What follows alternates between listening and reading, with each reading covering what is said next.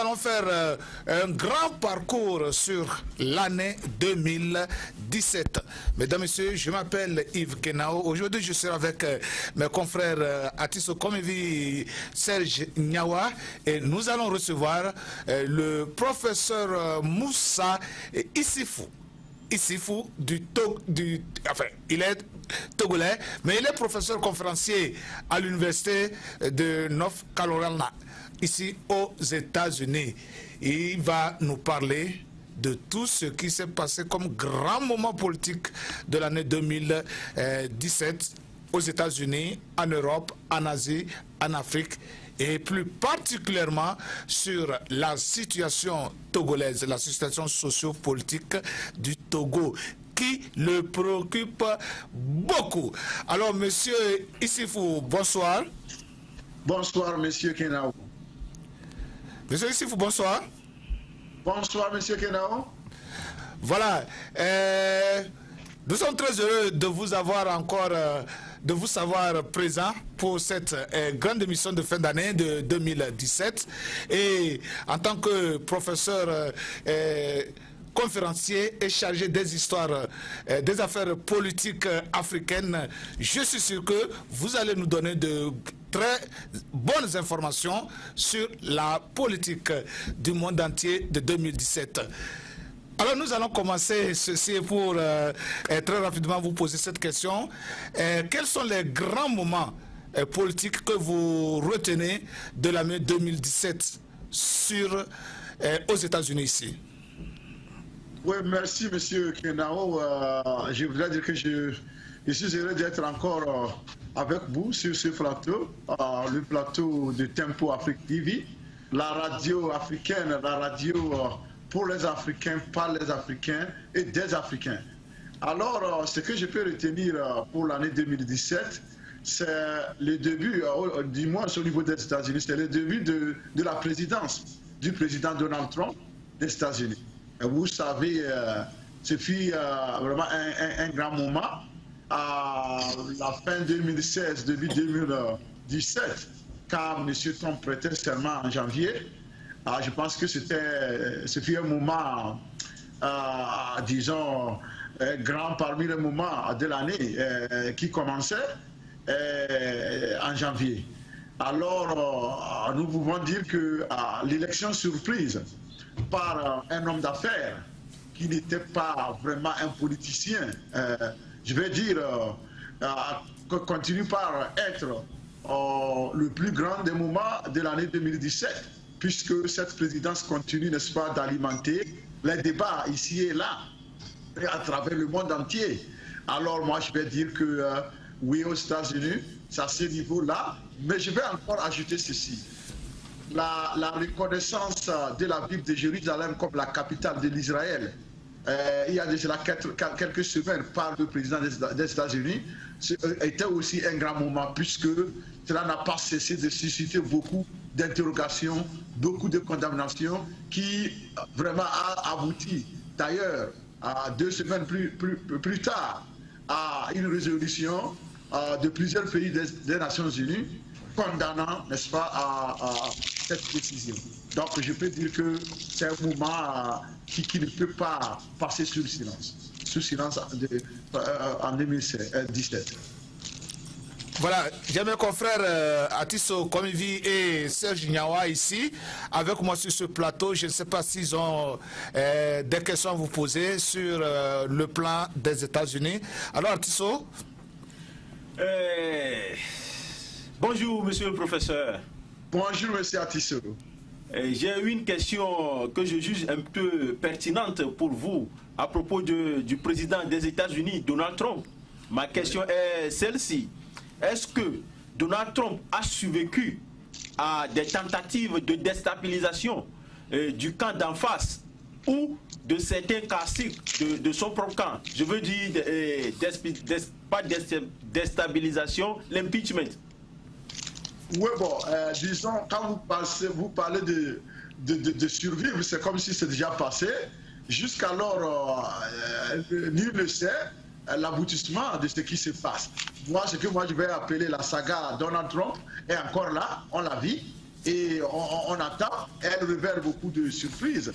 Et donc, jusqu'alors, je ne peux pas dire que tout est terminé. L'enquête est en cours, des révélations, ça et là, tous les jours. Donc, moi, je pense que la saga continue et nous sommes toujours là en tant qu'observateurs.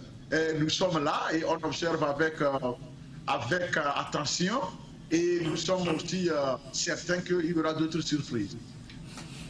Serge Gnawa.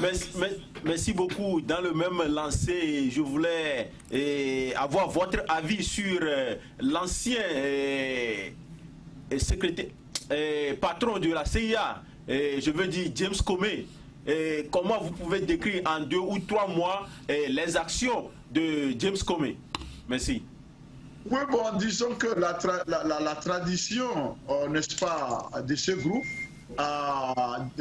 qui s'occupe, n'est-ce pas, de l'intelligence des États-Unis est toujours que c'est des hommes de confiance. Et c'est des hommes que les Américains aiment beaucoup et ils les supportent quel que soit ce qu'ils posent comme acte. Donc moi je vais dire que jusqu'alors, selon les témoignages, c'est un gars qui est toujours resté égal à lui-même. Les gens le jugent intègre et quelqu'un de confiance. Alors moi je pense que malgré son départ inattendu, les gens continuent par croire que c'est quelqu'un qui est digne de confiance et qui a fait un bon travail que presque tous ses collègues admirent. C'est ce que je peux dire sur lui. Et encore une dernière fois, on sait que les États-Unis viennent d'élire un nouveau président à l'instar de Donald Trump. Mais on voit que les communautés ont voté selon leur intérêt. Mais la communauté africaine est allée en rang dispersé.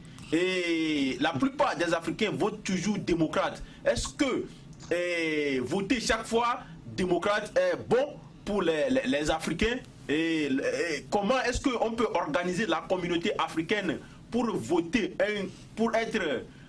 pour constituer un bloc derrière un candidat qui prendra contre nos intérêts après sa présidence? Oui, je pense que peut-être dire que poser la question si la communauté africaine en votant toujours démocrate fait un bon travail ou bien c'est une chose de le faire. Moi, je vais plutôt dire que la question n'est pas là-bas. Là où vous avez parlé d'un bloc, c'est là où il faut parler, c'est là où il faut travailler.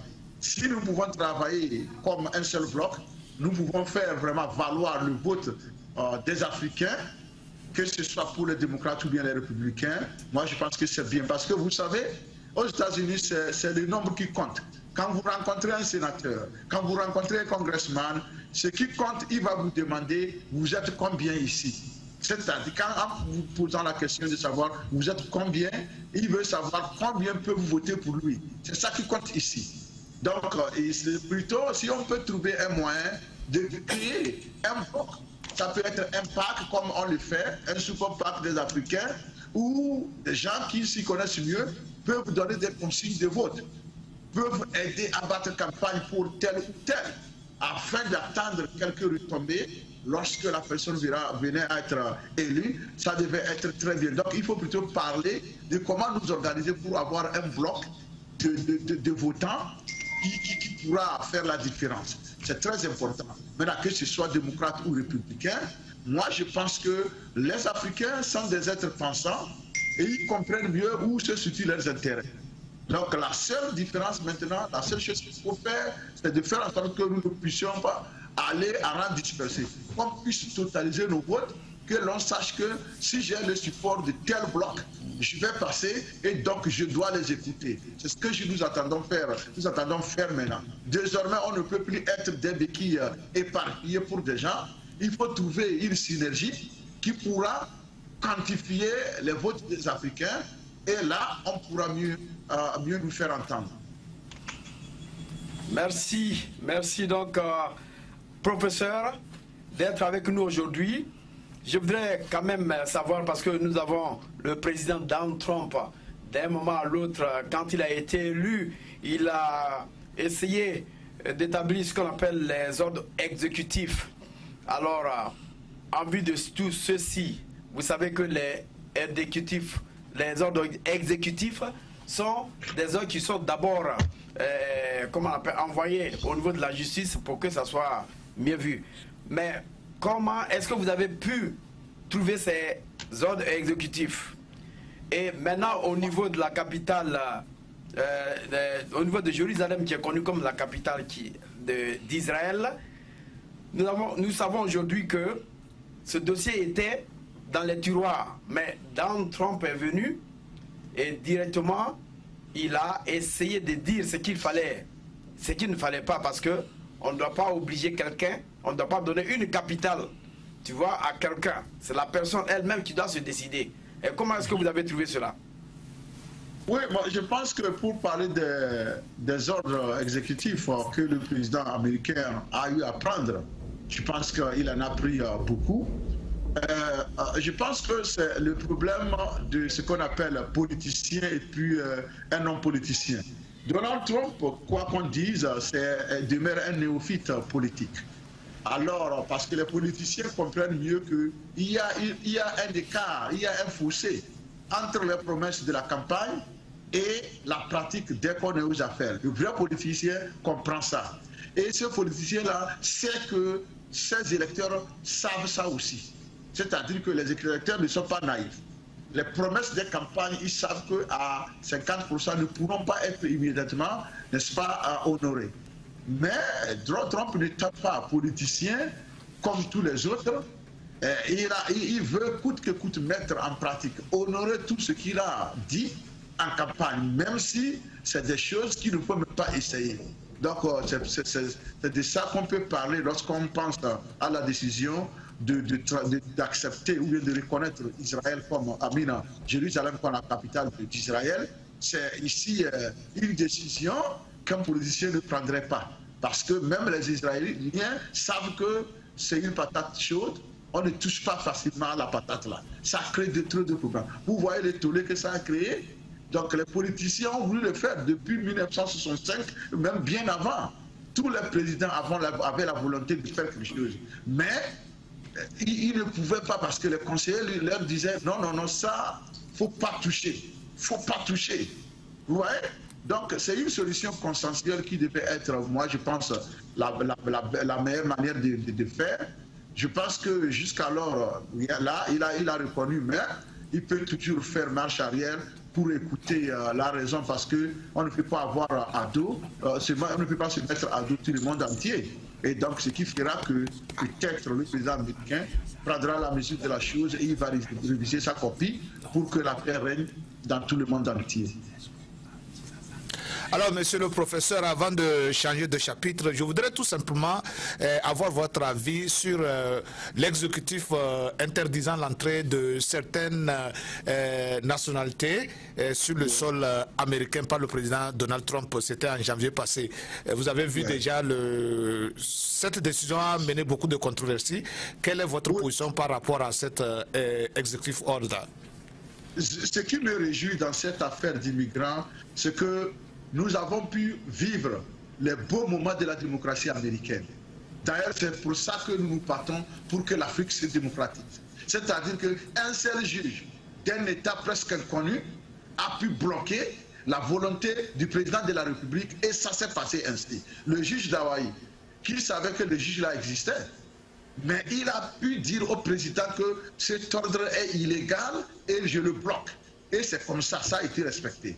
D'ailleurs, Donald Trump nous a permis de vivre les beaux moments de la démocratie américaine. Et je peux dire que nous le remercions, et nous remercions le juge d'Hawaï qui a su, n'est-ce pas, nous montrer que quand on dit démocratie, il faut aimer ça parce que c'est bon pour tout le monde. C'est d'ailleurs ça qui m'a réjoui. Donc, quant aux actions contre les immigrants ici et là, je pense que on va aussi dans le cadre de ce que je viens de dire. Étant néophyte en politique, on se croit tout permis. C'est-à-dire que l'immigration a fait des États-Unis ce qu'elle est d'Amérique, ce qu'ils sont aujourd'hui. Si moi je peux faire une petite comparaison, regardez l'Allemagne. Maintenant, l'Allemagne est en train de courir derrière les immigrants. pour les nationaliser, pour les naturaliser, parce qu'ils sont en train de perdre. Donc les États-Unis sont puissants, sont grands aujourd'hui, c'est grâce à l'immigration. Ils ont été bons envers les immigrants et Dieu a voulu aussi qu'ils en bénéficient. Maintenant, si Trump veut venir interrompre cette bénédiction-là divine, moi je pense que ce n'est pas bon.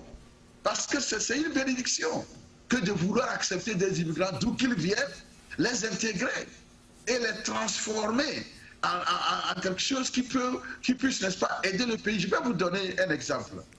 L'Empire romain, la Rome antique, dont tout le monde a parlé, Rome de Julius Caesar, de Octavius et Augustus, et que sais-je encore.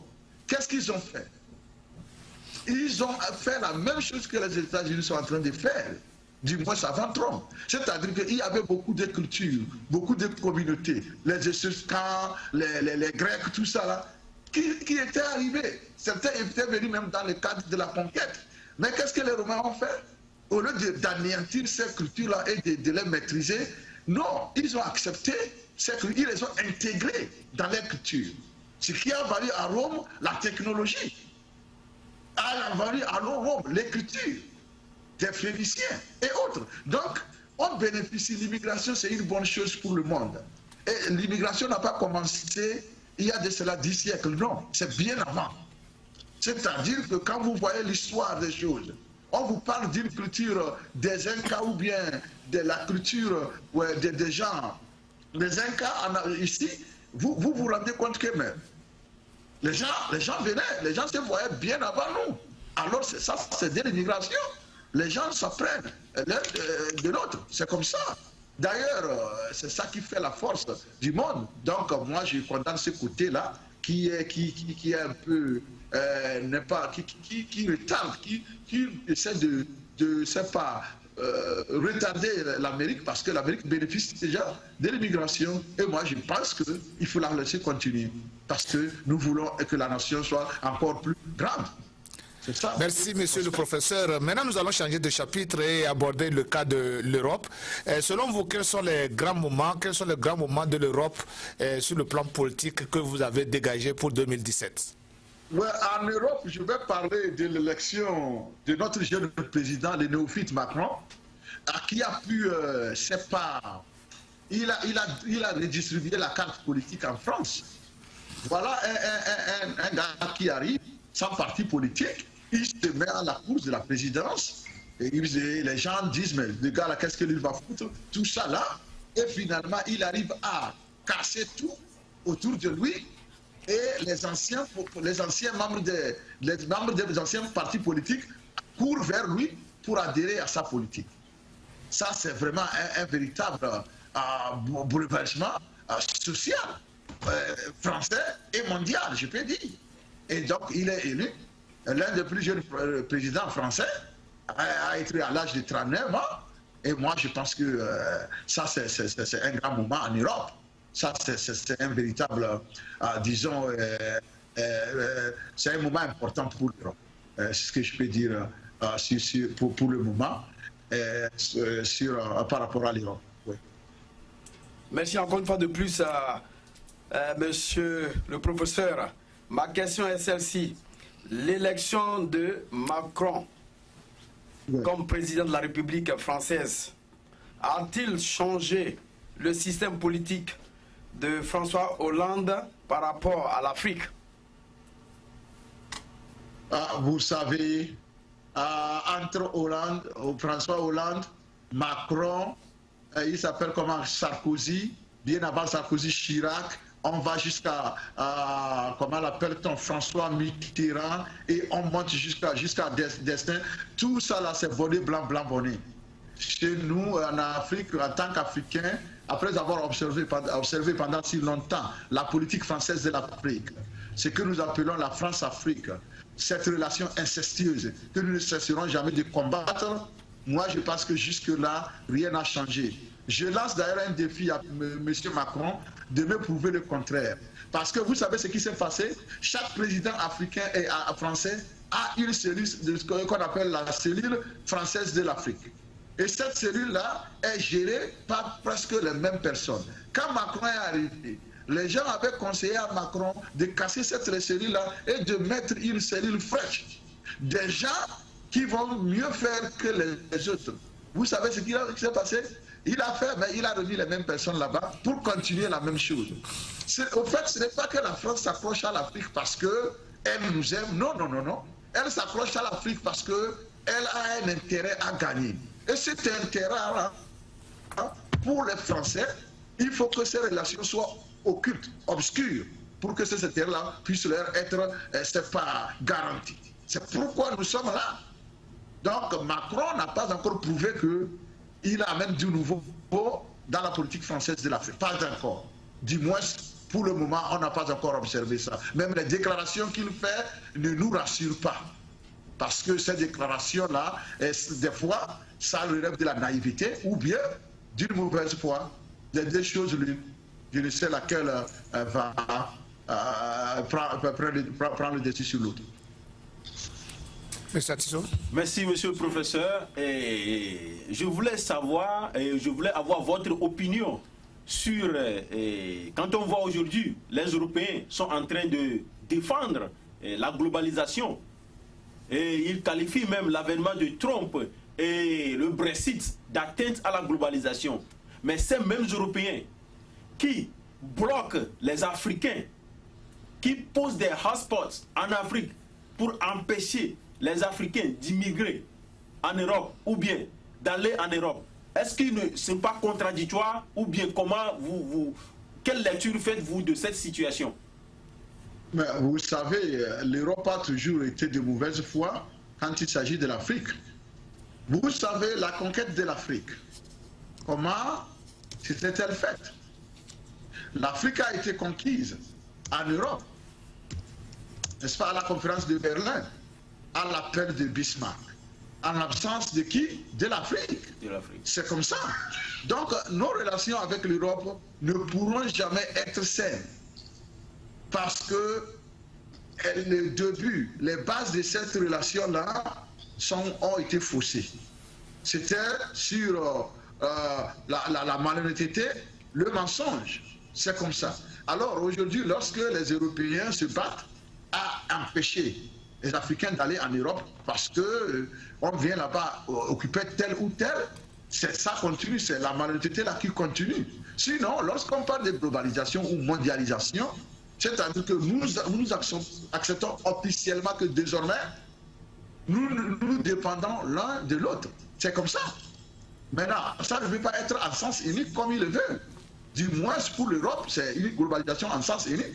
Quand ça les arrange, ils sont ouverts à travailler avec les Africains, mais quand ça ne les arrange pas, ils veulent nous refouler, n'est-ce pas, de leurs frontières.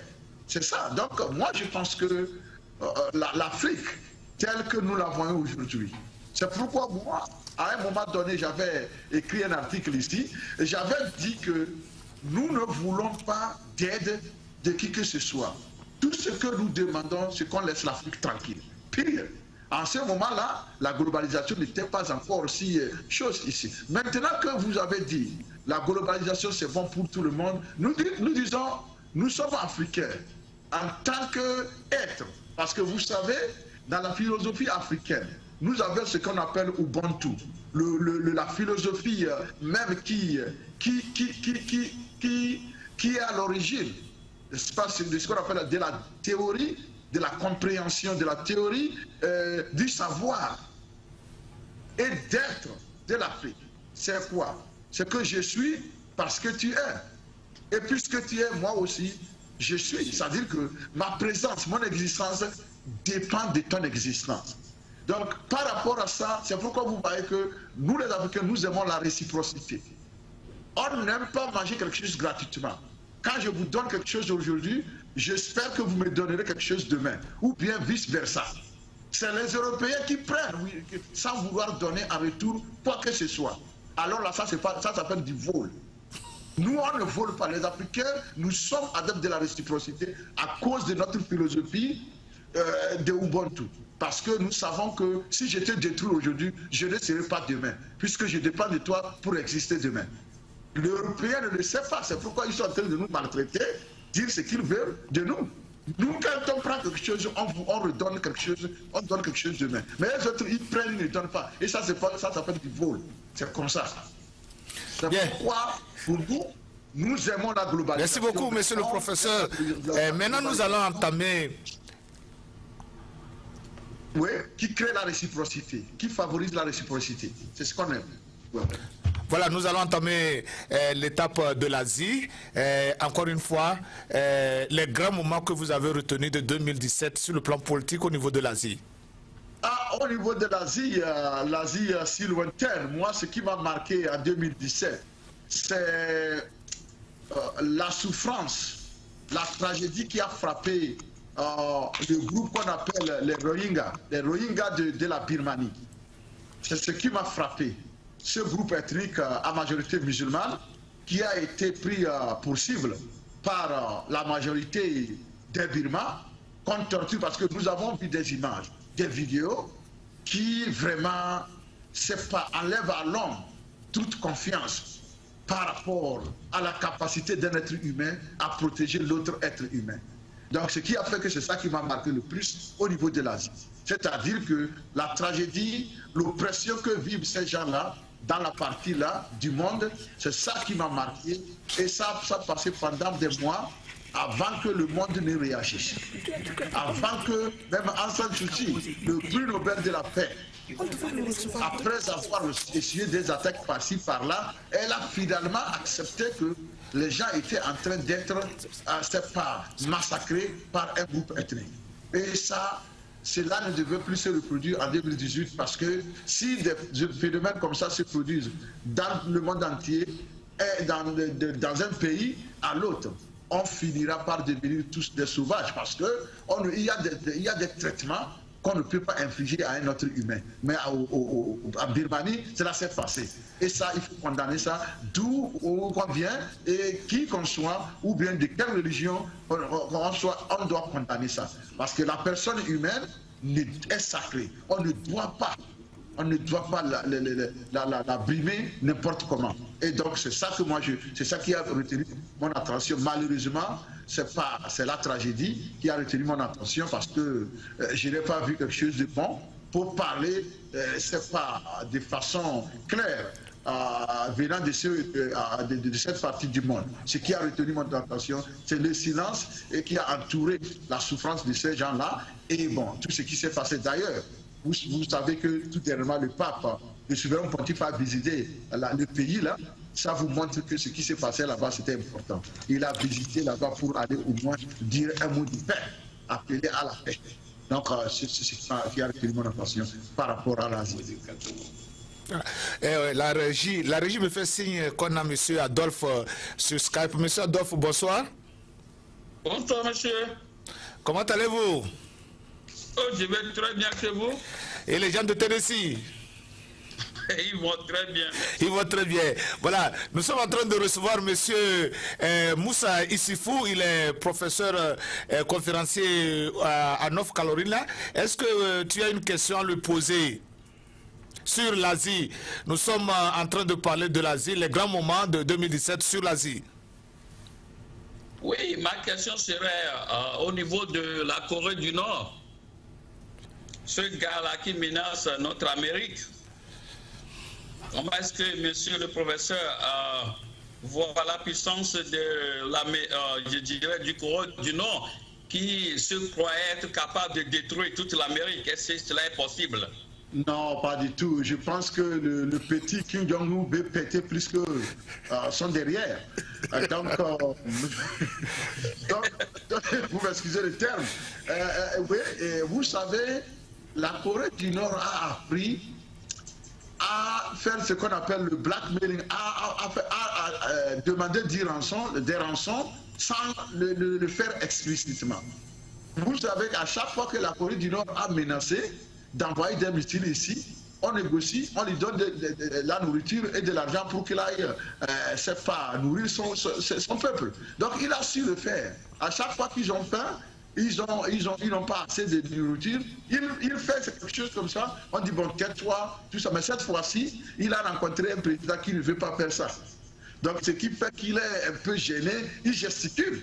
La Corée du Nord, oui, elle est armée, mais elle ne pourra rien faire contre les États-Unis. Pour ça, il faut que les gens soient tranquilles. Elle peut gesticuler comme elle veut, mais ce n'est pas possible. Si elle le pouvait, elle l'aurait déjà fait. Parce que ces gens-là, c'est des idiots. Vous voyez comment les généraux suivent un petit garçon, des généraux de 90 ans, qui sont là, ils adorent le petit garçon comme un dieu. S'ils avaient un moyen pour faire quelque chose, ils vont le faire. Mais ils sont en train d'utiliser du chantage, du dilatoire, pour pouvoir soutirer quelque chose au monde. Mais cette fois-ci, les gens disent que non, on ne peut pas continuer par dorloter ces bébés-là. Il faut taper du poing sur la table et en finir une fois de bon. C'est ça. Mais notre souhait, c'est que, quel que soit ce qu'il fait, que la paix continue de régner. C'est tout ce qu'on souhaite. Merci, monsieur Adolphe, restez toujours, on reviendra à vous. Mais monsieur Atisso a une question très précise pour monsieur le professeur. Merci, monsieur le professeur. Vous venez d'invoquer les Winja. Et justement, j'ai eu une question à propos de ça. Et vous n'êtes pas sans savoir que la prix Nobel de la paix est arrivée au pouvoir en Birmanie. Je parle de Aung San Suu Kyi.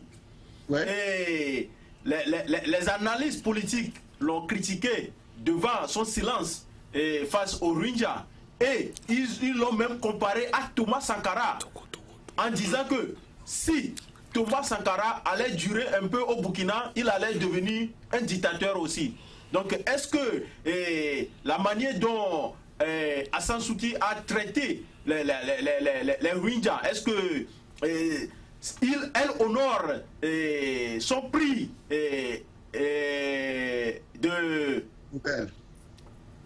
le prix Nobel de la paix? Est-ce qu'elle honore son prix Nobel de la paix? Je vous remercie. Malheureusement, et aussi, en même temps, j'allais enchaîner avec deux autres questions.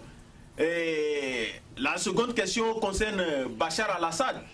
Est-ce que vous ne voyez pas que la Syrie crée ou bien réoriente le monde aujourd'hui vers une autre guerre froide avec pour pôle les États-Unis de Donald Trump, de Obama et de Vladimir Poutine?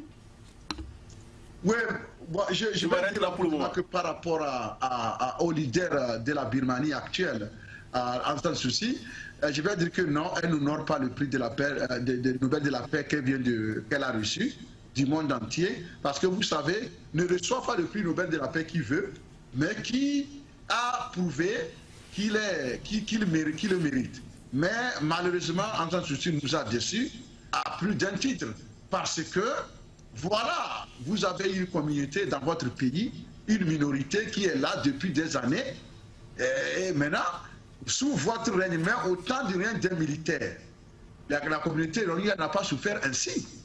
Soit, et maintenant je vois deux choses, soit les militaires veulent saboter, n'est-ce pas, le gouvernement de Aung San Suu Kyi, ou bien, soit elle-même, elle est complice de ce qui se passe. C'est ça le problème. Son silence nous a surpris. Toutes les religions confondues, son silence a surpris tout le monde. C'est-à-dire qu'on ne serait-ce que condamner ce qui se passe, elle n'a pas voulu le faire. Vous vous rendez compte, cette communauté Rohingya-là, vous savez que ces gens-là n'ont pas droit à la nationalité birmane?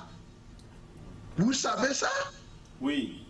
Ils sont traités comme des citoyens à part, des citoyens entièrement à part. Ils sont même appelés des apatrides.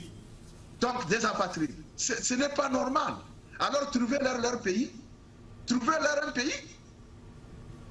Vous voyez, donc, en ce sens, le prix Nobel de la paix a failli à sa mission en tant que bénéficiaire de ce prix-là, de ce titre, de ce grand prix-là, qui fait la fierté de tous ceux-là qui l'ont reçu. Là, elle a failli, et je pense qu'elle doit pouvoir se ressaisir, parce que quand on parle de justice, on n'a pas le choix. On dit en matière de justice, même si c'est ton papa qui est en train de se comporter mal, il faut dire la vérité. Dire là où la justice, il ne faut pas le couvrir. Vous voyez? Maintenant, Aung San Suu Kyi voulait, je ne sais pas qui elle veut couvrir, en ne voulant rien dire.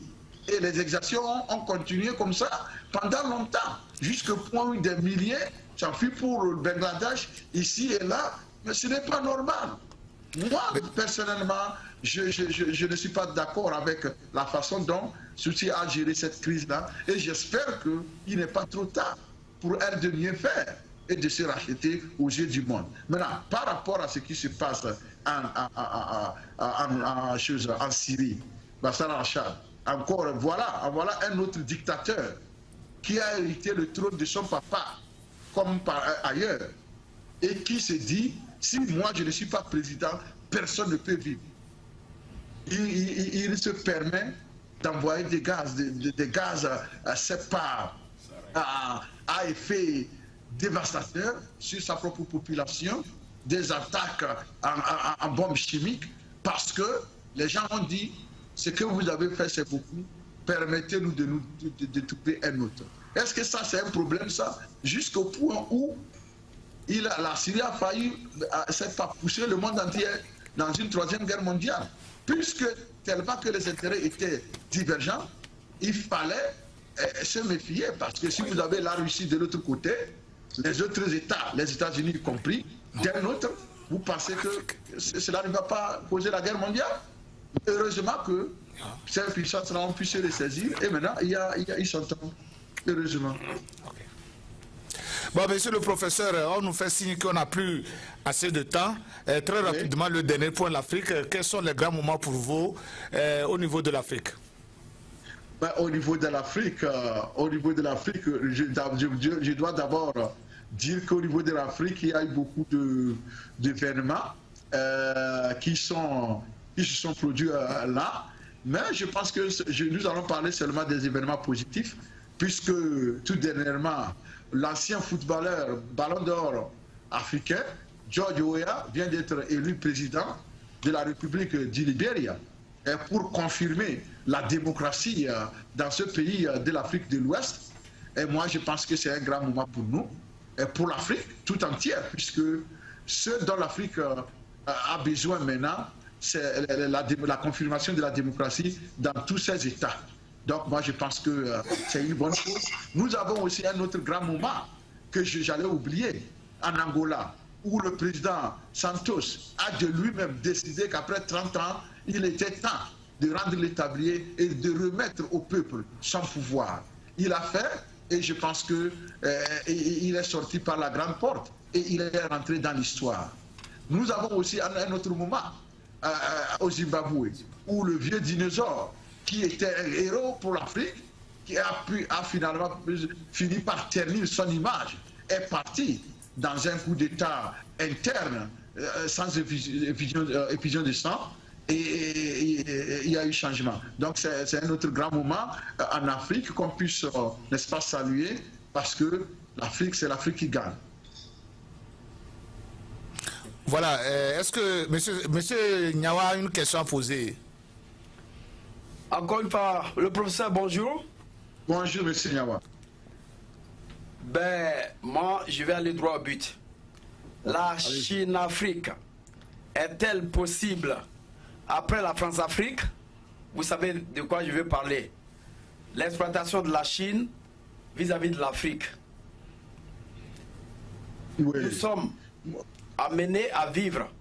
Est-ce que nous sommes amenés à vivre une autre ère quand on sait que les Chinois se sont quand même appropriés beaucoup de terres et tous les projets au niveau de l'Afrique? Ça, c'est la première question. La deuxième question, vous savez que c'est votre pays, le Togo, qui a été le seul pays à voter oui pour la capitale d'Israël, Jérusalem. Quelle lecture faites-vous de l'impact que cela peut créer sur le Togo et son président? Merci beaucoup. Je vais parler rapidement de la Chine, de la relation que développe la Chine par rapport à l'Afrique. Vous savez, je vais vous surprendre. Je suis très inquiet. Je suis très inquiet par rapport à la relation que la Chine développe avec l'Afrique. Cette relation m'inquiète beaucoup. Je ne veux pas avoir à choisir entre la colonisation européenne et la colonisation chinoise de l'Afrique. Toutes les deux, je les condamne avec la dernière rigueur, parce qu'aucun peuple n'a le droit d'assujettir un autre peuple à sa volonté. Non.